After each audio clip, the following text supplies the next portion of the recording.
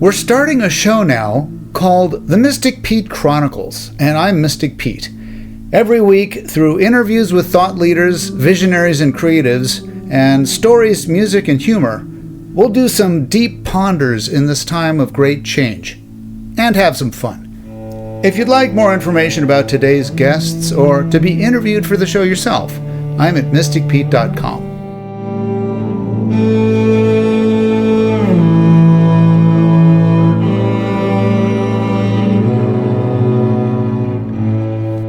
Today we're going deep.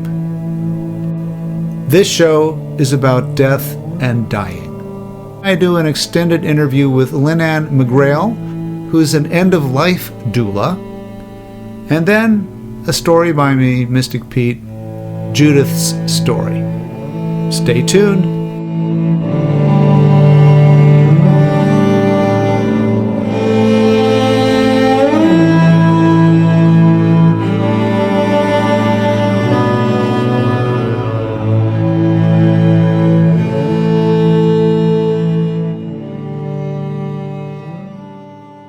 This is Mystic Pete. It is November 20th, 2020. I have Lynne-Anne McGrail in studio, and she is a death doula.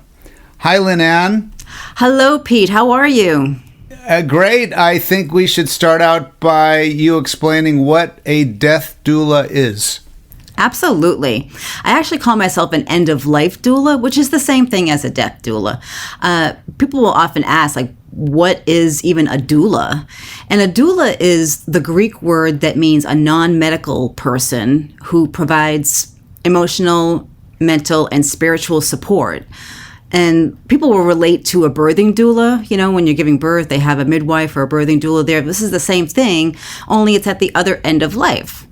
So as an end-of-life doula, I'm trained in the various stages associated with end of life and able to assist the dying individual and their family to both understand and manage this very natural life process of death with grace and ease and as much peace as possible, while also providing comfort and support for them.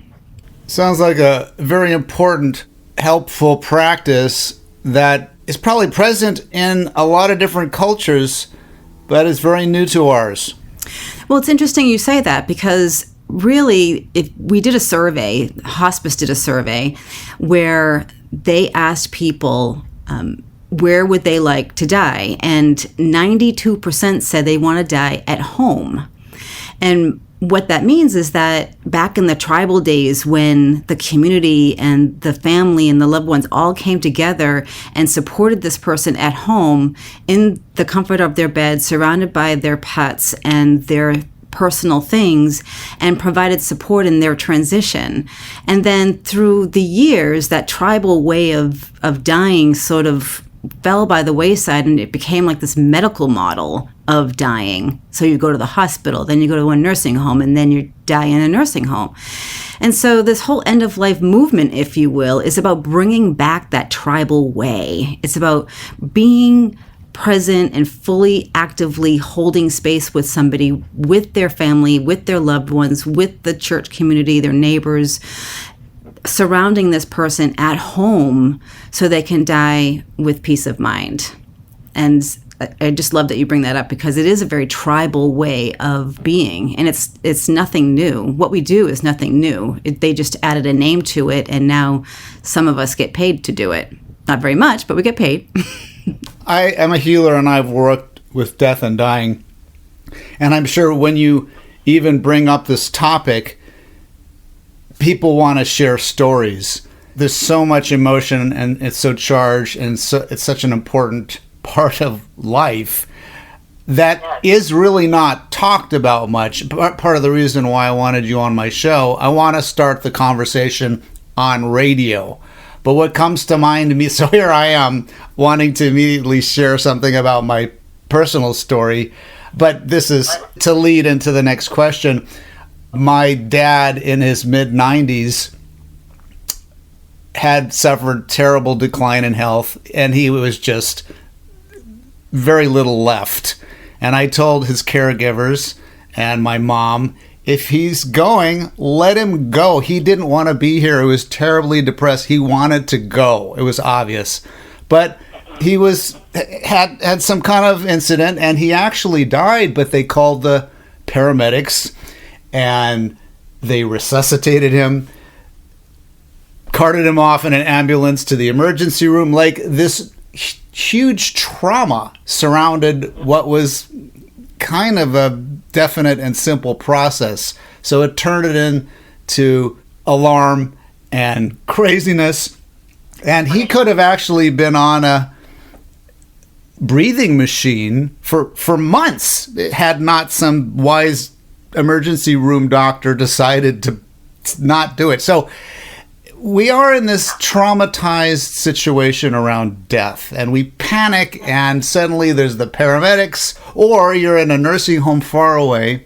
There's a lot of crazy making, but how do we distinguish when it's like right to get medicine involved from when we're just supposed to let nature take its course? That's the question I was getting to. Yeah, well, this is a great question, and it starts off with conversation. To have what it is that we would all like to have for peace of mind at end of life starts with a conversation. It starts with understanding what it is that you, me, personally want to have happen at the end of life. So it's really about, I mean, I hate to bring up healthcare directives and get all, legal mumbo jumbo, but the truth is that if we can get prepared for what we want at end of life and then articulate what that want is, and then you designate a healthcare proxy who's going to fulfill what it is that you've chosen for your end of life, then at the end of the day, when that day comes, and it will for all of us, we are prepared. They can go back to that paper and say, hey, you know what? Lynne-Anne doesn't want to be put on a machine. She wants quality of life, not quantity of life. And so having it on paper is the gift that you can give your family and your loved ones so that they know how to fulfill what your wishes are. And I think that's the most important thing, is having these conversations. But you know what? People are scared to death to have conversation. They're afraid that if they talk about death, that it's going to happen. And that's like saying, well, if I talk about babies, I'm going to get pregnant. That's just not true. So having the conversation around it first is utmost key. I mean, as an end-of-life doula, I've had the opportunities to be with one family that wasn't prepared and a family that was. And the family that wasn't prepared were the ones that never talked about it. They swept it under the rug. It's not going to happen to my loved one.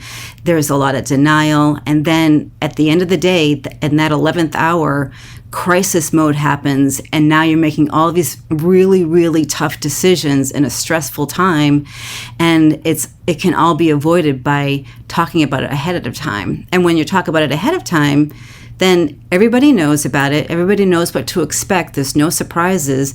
And then the transition can come with much more peace. And so being able to see the difference between the two of those has been, really a gift in my understanding of how to help prepare people in getting prepared for end of life. I just learned something because I had told everyone no extraordinary measures. What I just learned from you is it should have really been a conversation, not just me top down. I should have had everybody discuss their feelings about it so everybody could vent and come to an agreement, not just somebody telling them what to do. So, okay, I've learned right there.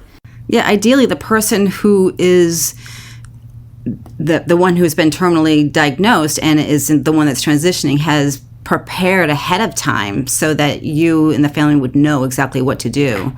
But if that doesn't happen, and it's very often the case, like your own, where now the family is trying to make that decision, and there have been fights and arguments and breakups over whether to keep mom on a machine or not. And it can be, it's sad to see and it's avoidable, but it is, part of reality that some people just don't want to face it. And we quickly get into the religious and political sphere. So what you're talking about earlier is an advance directive, and this is where you put on paper exactly what you want to happen at the end. And there's other legal documents, but, a hospital is going to want to see that. Otherwise, you're in a critical situation. There's a lot of confusion, and everybody's panicked over getting lawsuits, doctors and hospitals, and so when it's clearly written, it avoids chaos. Let's talk a little about the general situation of bedside work. That's one of the things a death doula or end-of-life caregiver does. Sure. When, for example, I'll use a client that I'm working with now. About 7 months ago, her son contacted me and asked me if I would provide some support for his mom. And she was in a board and care. And it's actually a little bit longer than that because pre-COVID, I was able to actually go into the facility and be with her bedside. And by bedside, it's literally bedside. You're pulling up a chair next to the person and sitting bedside with them. Given the situation with her, she wanted to talk. She wanted to share stories with me. She wanted to express some concerns she had about dying. We talked about her fear about dying, and being able to just be an ear. I have my master's in spiritual psychology. I've been a life coach for several years. And so being able to tap into all of my prior experiences and skills, I can help guide her through that fear, help her get to that other side where she can then find peace. Sometimes the patient isn't wanting to talk. Sometimes they can't talk. They're too sick. So you literally hold space. And some people don't know exactly what that means. So holding space is, for me, and this is my definition of it, is breathing in consciously, mindfully, while with the person, grounding my energy within the space that they are sitting. And so enveloping them in the energy of unconditional love for their highest good and for the highest good of all those around them.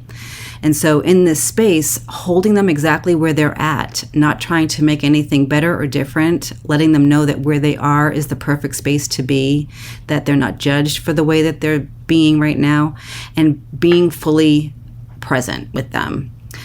Oftentimes, they like to have just the air filled with noise. So I'll read a book. I'll read poems. I will rub their hands. I'll rub their feet. And I'm often asking the caregiver to have them leave the room so they can get a break. Because oftentimes caregiving is exhausting work. And what we try to do as end-of-life doula is to get in there before what they call compassion fatigue sets in. So when a person has been taking care of someone for so long, like my father, who died of Alzheimer's, he had the disease for 7 years. It's a very long, drawn-out process. Many people are familiar with it and have experienced the same thing. But after a while, his wife, who was taking care of him, started to get like, okay, I'm getting ready for you to go. And to even have that thought brought on such guilt. And then with the guilt brings anger, and with the anger brings resentment, and now you're starting to feel exhausted. And that's the compassion fatigue that we're talking about. So as an end-of-life doula or death doula is coming in and just holding space and letting that person leave for a little while. Go recharge your batteries, take a walk, read a book, go to the mall, whatever is going to make you feel better so that you can come back and continue to take care of the person that you love. And so explaining that to the caregivers, that it's okay to have those emotions and those feelings, and that I'm here to help them as much as I'm there to help their loved one as well. Beautifully put. I've even seen something even more complicated, kind of a caregiving mania at times. It's almost like they can't let go. You could see the caregiver is in a bad place, but they're also kind of obsessed. I don't know. It can get complicated.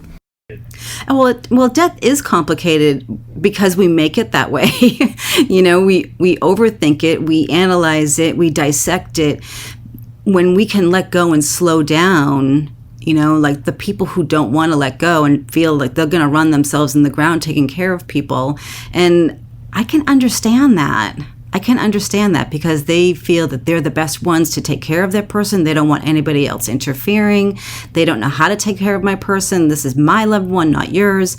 And almost like martyrdom, but at the same time, it could lead to such exhaustion for them. And for somebody coming in like myself, it's more about listening to people when they're in that space. Like, okay, I'm going to reflect back to you what you're sharing with me, and does it still feel good? And oftentimes it doesn't, so they're willing to shift it a little bit. Yeah, and I think there is a close relationship between beginning of life and end of life at times, in terms of like a very old person is kind of in an infantilized place. And if you think about babies, though, they're cuddly and cooing and cute, and they smell nice usually, and everybody wants to be around a baby, and they're helpless. But very old people, they may be helpless too, but they may be difficult or angry, or they may smell bad. They may have urination or defecation issues. They may be in pain. They may have a communicable disease. So I think the shine that comes with very young people may not be present with the very old. And I do think it takes a very special patience to want to deal with people in that situation who are very old and maybe having a lot of different problems. Absolutely. I mean, it does take a very unique individual. Not everybody wants to be in that role. But it's I think a lot of it just comes from my own connection to spirit, my own connection to Mother Earth, just to be able to see these beautiful elderly, hopefully elderly, sometimes they're not so old, people in their journey, seeing them as their whole life, seeing them as this wonderful being that has spent a lot of time on this planet, and who knows how many lives that person has touched. So seeing them in that light, yeah, you're going to get a poopy diaper here and there, and, you kind of make fun or laugh about it, and, everybody's farting together, and we're all getting out the sprays and making the room smell better. And being able to find humor in it is also really important. It's to see it as a natural process of life, and to know that we each and every one of us are going to do it, whether we like it or not, allows me to stay in that space and hold it for them, especially for the family members who aren't able to hold it, who aren't able to be there because it is so uncomfortable for them. Well, let's expand the conversation a little bit. I think, again, some cultures, death is just a part of life. Killing and butchering animals for dinner may be done right next to where you live, and you're used to seeing animals be killed, or you may go out and kill animals. This is animal world. And then people who are dying, they're in the house with you, and you just become used to this process as a young person growing up, and it's not separated. The people aren't sent off someplace. You may even have the remains of the burial in the yard, or even mummified remains in the next room in certain tribal cultures. So it's a part of living.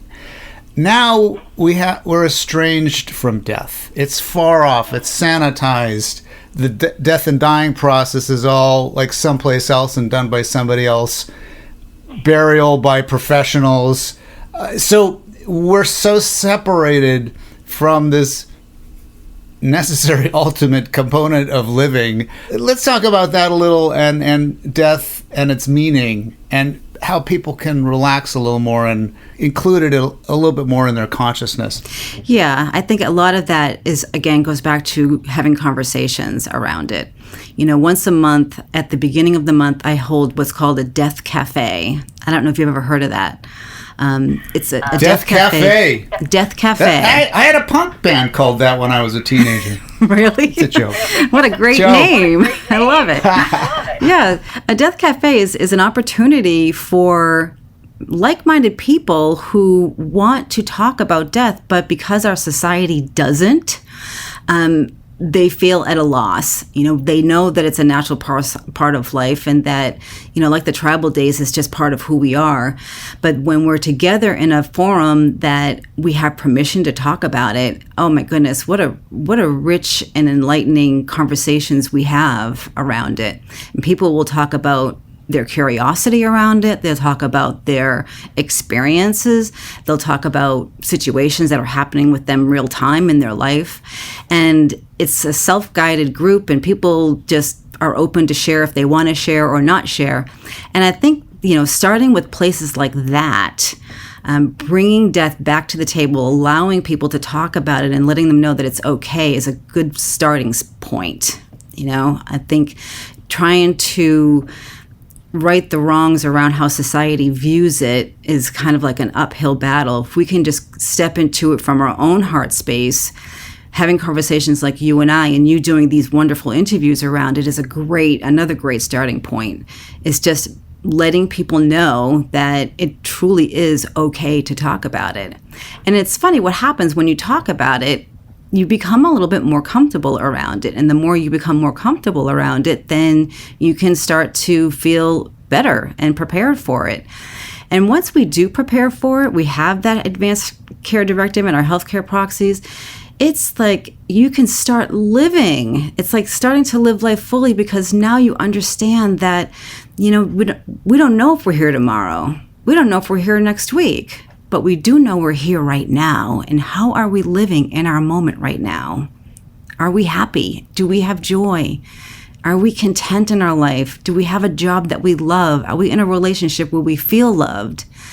And so talking about death can bring us all to these, really rich moments of really falling back and living the life we really want. I love how you're connecting these dots between reflecting on death and finding a meaningful life. I'm talking to Lynne-Anne McGrail. You are at apeacefultransitionla.com.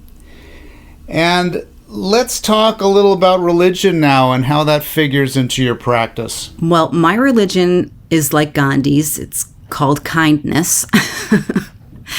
And I always love to say that. People will ask me, do I know how to be with someone who's Catholic or someone who's Jewish? The truth of the matter is, I see the person exactly where they're coming from. If a person wants to have somebody who has a Jewish background, I do not have a Jewish background. I know people who do have a Jewish background that are end of life doulas that can be with that person if they specifically want certain things understood or certain things read to them. For me, if a person is atheist, for example, doesn't even believe in God or believe in religion, that once their body goes, that's it, they're done, then it's not my role to convince them otherwise. So really meeting the person where they're at is the perfect place for me to stand. To convince them otherwise would be an uphill battle, and that wouldn't serve them in any way. It's also not about me. If they want to not believe in God or have a specific religion that they prefer, then that's fine. That's completely up to them. I don't not ever work with somebody because of their religious beliefs. That wisely put. And I think, of course, religious conversion or conversation is perhaps a whole different topic, although we're also right up against it. Like some religions, well, if you've been good, you go to heaven. If you've been bad, you go to, this is where that whole thing happens. You might have been working your whole life for. Right. Well, if I were to share my vision of what death is in religion, I believe that because of my spiritual psychology background, that each one of us, prior to coming down into this human body we call, I call it a space suit. It's like this suit we put on that wraps around our spirit. We have chosen a spiritual curriculum, if you will, that we need to fulfill while we're here in these bodies. And as we go through our lives and bump up against our experiences, we satisfy what that curriculum is. Now, it's not the same for every person. In fact, it's very different for every person. So for me to meet up with somebody and try to, not fix them, but to have them see things a different way, then that would be going against what their spiritual curriculum is all about. And so seeing that this is their journey, and this is they're here for their purpose, and I'm here for my purpose as you are here for yours, allows me to completely let go of anything that's happening within my own consciousness and see them from where they're at.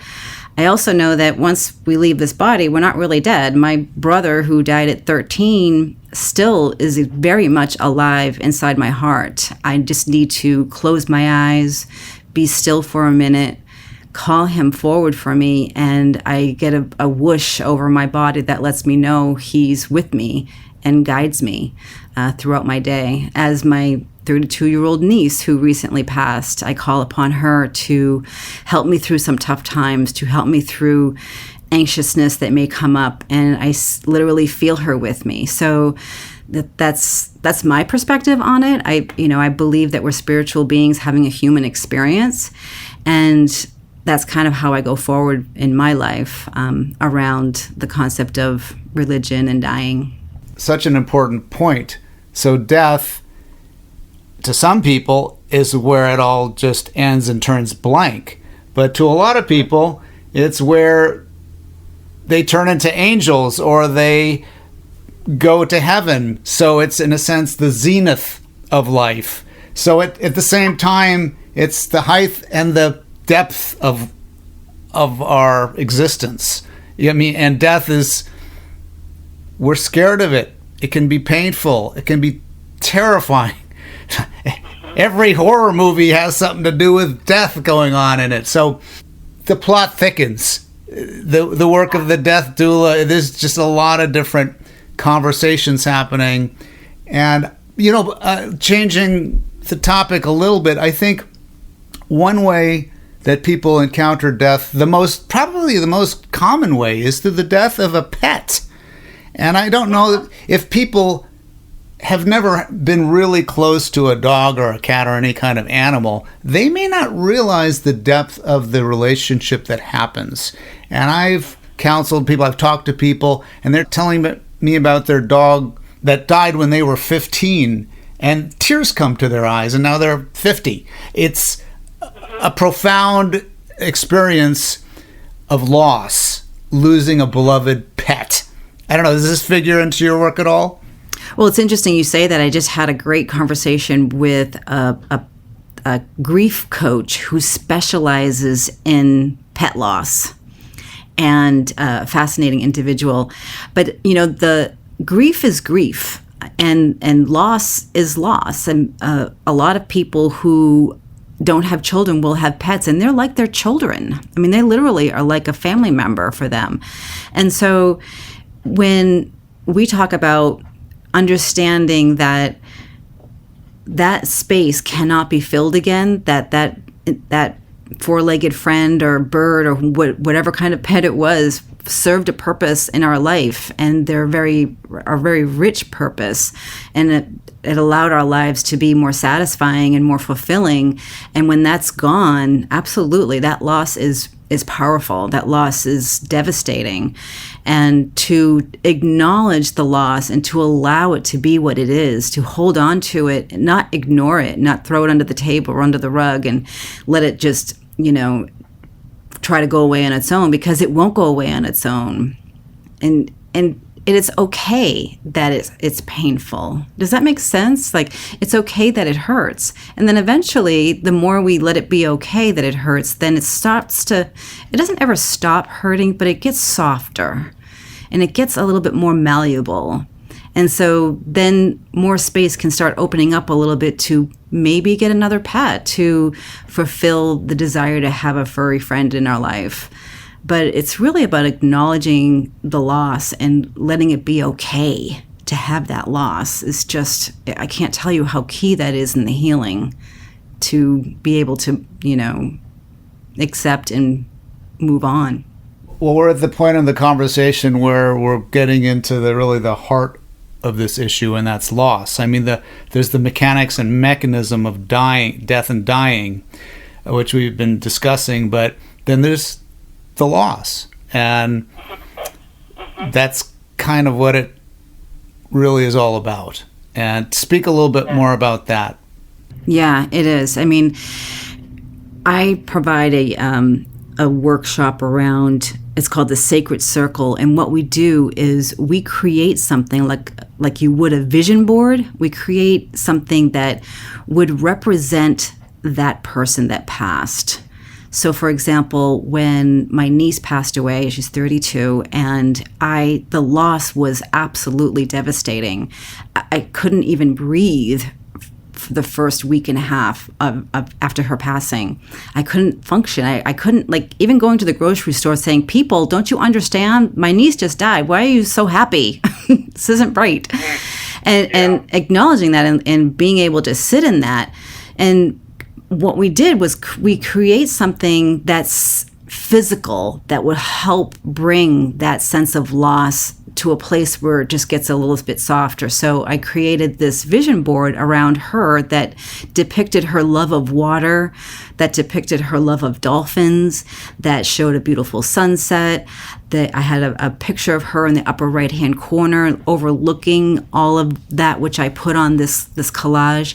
And I have that up in a special room in my home where I can just go in there and see it. And it represents her. It represents her life. It represents her love. It represents the relationship that we had together. And I allow it to fulfill me in a way that's more about the love than the loss. But the loss, it's a powerful emotion, and there is no barometer for determining, well, how long should I feel this loss? How long should I be grieving? There isn't a formula for going, okay, well, it's been 3 weeks and 2 days. You should be done by now. My brother died 40 years ago, and he's still very present in my mind. And so understanding there's no timeline, there's no right or wrong way to be in the state of loss or grief, and that where you are in that moment is the exact space you're supposed to be. It is helpful for some to talk about it, to join a support group, to be with others that have experienced a loss too, to know that what you're feeling is not just isolated to yourself, that you're not alone in this. Sometimes can be very, very helpful. In my work, I found that loss is sometimes very messy. I mean, we think of it as like something we cry and we grieve and we get over it, but sometimes it's much more complicated. You talked about the experience of shock, actually. You just were kind of in disbelief and numbness for a few weeks after your niece died. By the way, I appreciate you talking about your own self. That's very vulnerable here on radio. But so there can be shock, there can be denial. You may not be ready to talk about it for a year. That's what it is, and for somebody to start poking at you and prod you into that processing, it's not very caring, honestly. You may be angry. You may be angry at the person who died for dying. That doesn't make sense. But there's all kinds of emotions. I think you're right. There is no logic to it. And sometimes it takes far, far, far longer to settle down than we want it or expect it to, and perhaps an entire life. And just one other thing about loss, to me, what I see helps people recalibrate is sometimes they need to withdraw a while and kind of go into a cave or a more private personal space and assess their emotions and sort it out. And this may take a while. And then after a while, they find a bigger sense of self, perhaps, a larger perspective that includes the situation which didn't make sense at all. So ultimately, I think loss can be a teacher and can lead us to an expanded experience of our heart. And we become bigger. I mean, the pain is still there. The pain may never go away, but we are wiser for it. Well, that's beautiful, Peter. I love the way you said that. And, it's very, very true, what you're saying. I agree with you. I mean, it almost sounds like you're talking a little bit about Elizabeth Kubler-Ross and her 5 stages of death and grief, and I can't rattle them off the top of my head, but I know that denial and anger are big components of that. And you're right. There is no timeline. People will process it in the way that they're able to. I don't think people set out and get up in the morning and say, okay, I'm going to hold on to my loss a little bit longer. I think it's something that it's part of how they process their experience. And I think what's really important when someone's processing loss, whether it's today or 10 years from now, is to not judge themselves about it. Oh, I should be over this by now. Why am I still grieving? It's been 40 years. I can't believe I'm still crying. And to do that doesn't serve them. It doesn't help them with the loss. And so I would just invite people to not judge that it's where they're at is exactly where they're supposed to be, all messy and everything, muddy and gooey and blah. And then there's days that, you do function. You do see the sun shining, and it's up and down. There is no, formula for how we get through it. But I do appreciate your words, Pete. That was really well said. Thank you. Well, kind of coming out the other end of this conversation now and referring back to kind of where we started about some of the legal issues and advanced directives and so forth. I used to work in the probate field. Now, so I'm dealing with inheritance issues. Somebody's already died maybe years ago. I've seen families break apart over money. And I've seen people, the kindest, most generous people turn into just absolute monsters over trying to get their share or standing up for what they feel is right. And a tremendous amount of damage can happen in that realm. And I just wanted to say from my point of view that conversations in advance really helps to ease that pathway. And if everybody kind of knows where it is, it's all written down very clearly. And there's been discussions, and the family can air out all of their issues. Well, but I spent time in the family business. Don't I get more money? There's a lot of issues. The more it's discussed, the better the chance of the family being intact afterwards, instead of being ripped apart by these real world legal issues and money issues. Very intense, very hot. And that's kind of where we started. This is the after death mechanism. Any comments about that? Yeah, sure. It really does boil down to a conversation, and the other part of what I do besides bedside and holding space and being there with the person is to get out to the community and really educate about what it means to be prepared for end of life. And yeah, it does mean going over those grueling papers and putting stuff down. And once that is on paper, then calling a family meeting and saying, hey, this is what I want. Let's have this discussion now about what it is that I want. And then ideally, in the most perfect world, we've picked a person, a healthcare proxy or an agent that will hold fast our wishes for us, so that when push comes to shove and we're in the hospital and the machines are either going to be kept on or not, that healthcare proxy person is going to say, no, according to her wishes, she does not want to stay on that machine. And I have it right here. And so having it on paper, making a copy of it, giving it to your physician, your primary care physician, making sure that your local hospital has a copy of it on file. You have a copy of it. Your healthcare proxy has a copy of it. And I have people who will keep it. They oftentimes will say, well, where is it? If you fill it out and then you don't know where it is, it's useless. So tell people where you have your healthcare information, your advanced care information, your will, your trust, because if without knowing where it is, like I said, it's not going to work. Some people will keep it in their freezer. Now, I don't suggest that, but some people will keep it there because they know exactly where it is at all times. So I totally agree that having these advanced cares ahead of time will really bring the peace of mind we're all seeking. Lynne-Anne McGrail, lastly, let's talk about what you just mentioned, education of the community. And so in the largest sense of the process of death and dying, how do we elevate this conversation and bring more awareness? By having these kind of conversations that we're having right now. On radio! On radio!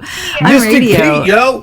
Yeah, absolutely. And asking questions, like not being afraid to ask questions. Part of my calling, part of my purpose here is, doing with COVID now, everything's done by Zoom. So doing Zoom sessions with a group of people saying, okay, who here has an advanced care directive? Who here knows what it is they want to be wearing when they pass? Who here knows where they want to be when they pass? Who here knows who they want in the room with them? Do they want music playing? What do they want for their memorial? Talking about those really awkward, like, really? You're going to ask me what I want to wear? And having the conversation around it doesn't mean you're necessarily going to, wear that red dress at the end of the day, but being able to just talk about it and have it be part of the conversation is just so critical. I can't even express to you how critical that is. And if people have a hard time having conversation, like if one spouse wants to talk about it and the other spouse doesn't, there is a nonprofit organization called the Conversation Project, and they offer what they call a conversation starter kit for free. It's online, and it will take you step by step how to start having that conversation. And the first conversation you really want to have the conversation with is yourself, the most important person. How are you looking at death? How are you prepared for it? And then you can talk about the conversation starter kit gives you ways to actually bring up that conversation with your spouse or your loved one, and it'll actually like give you sample sentences how to even bring it up. So it's a beautiful organization, and I invite people to go there and start having that conversation, because I know there's been a theme in everything that I talk about is talk. We're going to talk about it. Having conversations. Lynne-Anne McGrail at apeacefultransitionla.com. Thank you so much for your time. Very insightful. Let's have more of this conversation and more talk on radio about death and dying. Thank you for having me. I really appreciate this conversation. Thank you.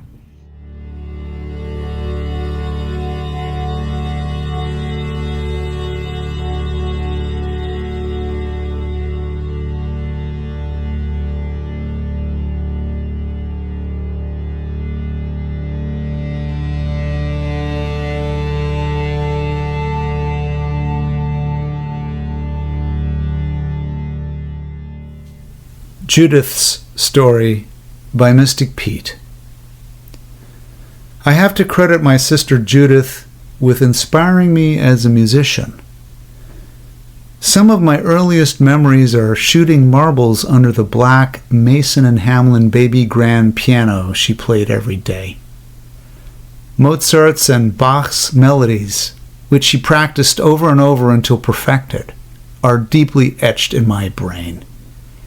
Every time I hear Beethoven's 23rd Piano Sonata, the Appassionata, I think of her. Judith had a difficult life, but met obstacles head-on with her sharp intelligence and strong spirit. In her 30s, she enlisted in the Merchant Marines. Despite being in a male-dominated field, particularly in leadership positions, she worked her way up until she became an officer on a large ship, quite an accomplishment for a woman at the time. In the mid-90s, my sister Judith was tragically ill with advanced AIDS. I visited her as often as I could at the hospice to hold her hand and show her kindness. AIDS brought on a stroke, and she struggled with opportunistic diseases typical of her condition. Her head was bald, her cheeks sunken, her skin looked like gray paper, and she weighed about 90 pounds. Full-blown AIDS causes a horrible death. On one visit, late into her decline, after exhaustive procedures with tubes and needles and experimental drugs, she let down her stoic demeanor and confided in me. She had difficulty speaking due to the stroke, but motioned for me to come close and said, "I've had it. I just want to go home. I just want to go home." She had given up her apartment years earlier when she went out to sea and had come to the hospital directly from ship. I didn't know how to tell her that she had no home. A few weeks later, near the end, when my brother was visiting from out of town, we took Judith onto the patio in her wheelchair so she could enjoy the outside despite the cloudiness of the day. They hadn't seen each other in a while, so I moseyed around the patio to give my brother and Judith time to talk alone. Much to my alarm, my brother loudly told a lewd joke. How dare he be so rude with someone about to die? But then I heard it. Judith started laughing. She loved his salty wisecracks. Impending death wasn't going to stop her from enjoying a good, dirty joke. I was standing behind some sort of pillar and quickly jerked myself around the obstruction because I knew I had to see her face immediately. The clouds had parted, and a focused beam of sunlight was streaming down on her hairless, round head. All bundled up, she looked like a Buddhist monk in the winter. And there, in the sunlight, was her wide, toothy smile with protruding canine teeth that had never known braces. Her head was thrown back, and she laughed that full-bellied staccato laugh of hers that I hadn't heard in years. I got to see that wonderful image for just an instant and tried to freeze it in my mind, for I knew I would never see Judith laugh again.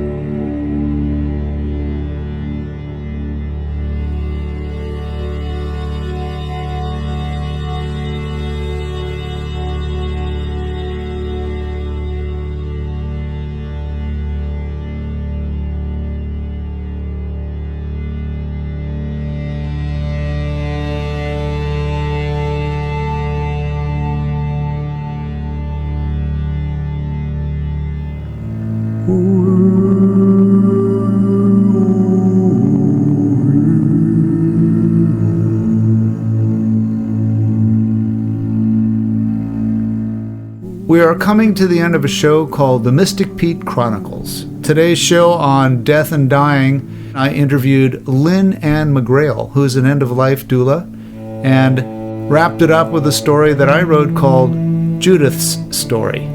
If you'd like to reach me, I'm at mysticpete.com. Thanks so much for listening. Mystic Pete out.